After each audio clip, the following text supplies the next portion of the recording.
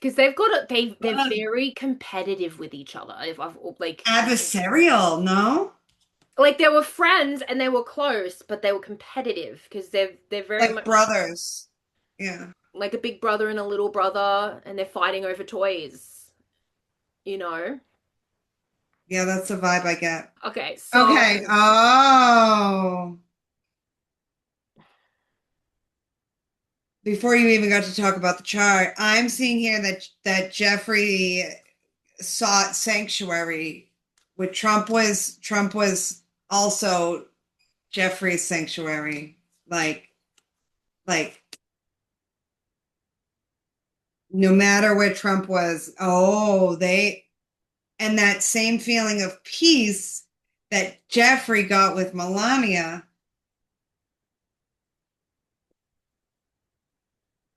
Is there anything in the chart that would suggest a sexual connection between these two? like they've had sex or they just share sexual partners. Sex was Like they sex like is a business to them. I just right. Is there any way you can tell if there's anything like that in there? There's a Pluto Mars conjunction, there's a Mars vertex conjunction. Mars represents sex, it's the phallus, it's masculine energy. There's something that has happened that is around sex and power and business deals here with the Mars Pluto vertex conjunction. This is his Mars in Leo.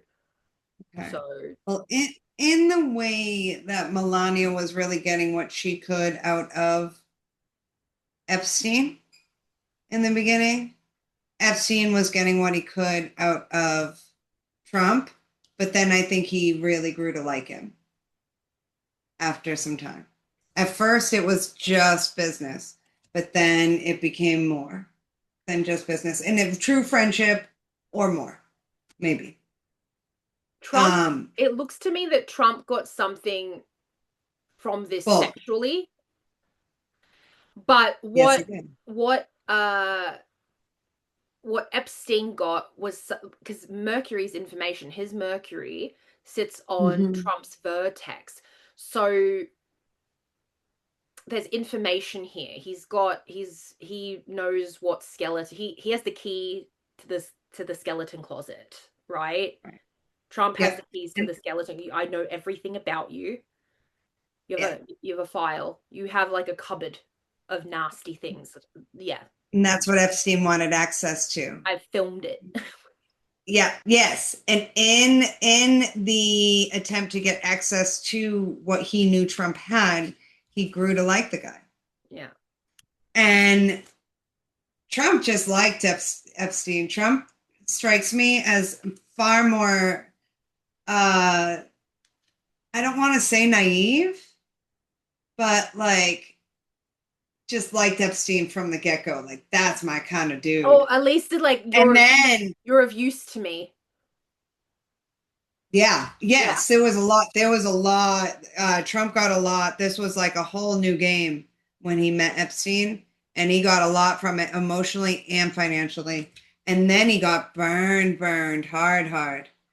If Like if you Epstein had a way of hurting people somehow. you know, it's really interesting that they have placements in each other's seventh, eighth houses. So in synastry, normally when you see it, there if someone has placements, personal planets in the other person's seventh house, it's like, oh, that's a really good match because they embody the qualities that the other person doesn't have. Because the seventh house is what you're not, it's other people. And so because Epstein is a Capricorn rising with a Cancer descendant, a Cancer seventh house, and Trump has a Mercury and a Saturn and a Venus in Cancer, he in a lot of ways makes a really good like partner. Not romantic in this sense, but like it could be business or it could be platonic. Well, I So mean, I'm guessing they may have mishmashed in quite a few different ways.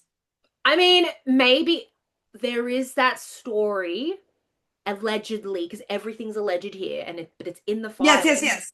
that they had some kind of party with a woman or a girl, and I don't Yep, know if they were crossing swords, I yep. don't know, but there was something there. And Trump's Mars, which is on his ascendant, sits in this very complicated, intense eighth house. Like they have information on each other. They have like very tight business dealings, very intimate business, but there could also be sex involved with this. Yeah. Um, and yeah, with Epstein's Venus and Mars here, that's in Pisces, so that's playing out in Trump's eighth house as well. They have Mars in each other's eighth house. Mm-hmm. Yep. There's a lot of shit that Trump did with Epstein that he doesn't even remember anymore. Trump doesn't give a shit. Trump doesn't give a shit. These men, look here. Trump doesn't care. And part of why he doesn't remember is because he doesn't care.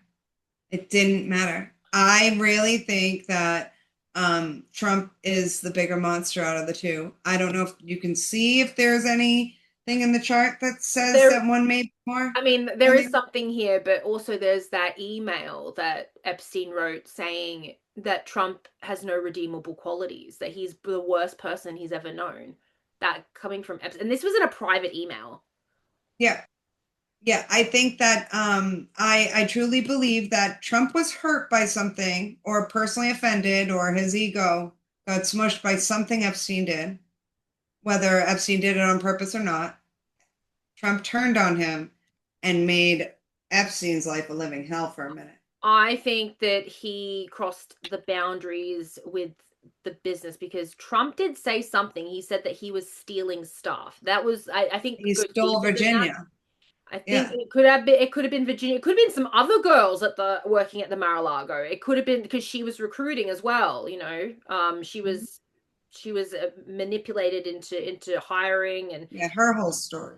yeah, it's very, very tragic. But I think that there was because they have each other's stuff in each other's eighth houses, and sex is business as Mm. well. So I'm wondering if yeah, I'm wondering if that is him stealing his resources or like just crossing the boundary, even though boundaries have been crossed. But I think that Trump had a line in the sand, or he had something.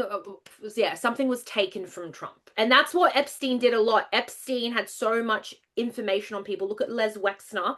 Les Wexner gave Epstein access to like all of his bank accounts and like all the stocks and everything, signed over almost the whole company, right, to Epstein. Why? Why?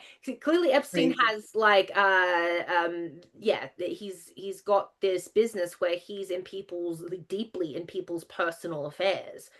And that's a lot to trust such an awful man. That's a lot to trust him with.